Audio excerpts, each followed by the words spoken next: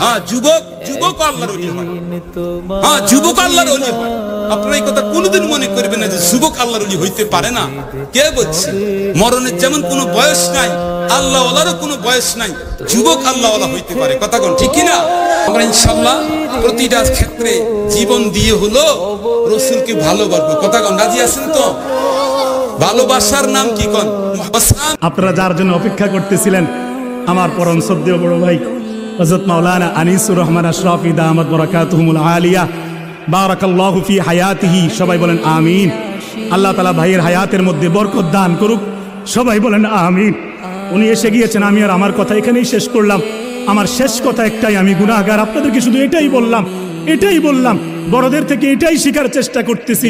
নিজেও এখনো পুরোপুরি আয়ত্ত করতে পারি নাই। জিন্দেগির মধ্যে নামাজ ঢুকাবো আমরা। বলেন কি বলছি?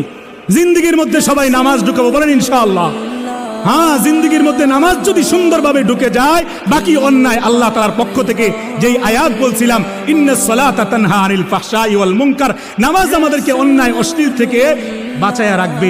জিন্দেগির মধ্যে নামাজ সাজান, বাকি জিনিস আল্লাহ রহমত করে দয়া করে আল্লাহ এমনিতেই ঠিক করে দিবে।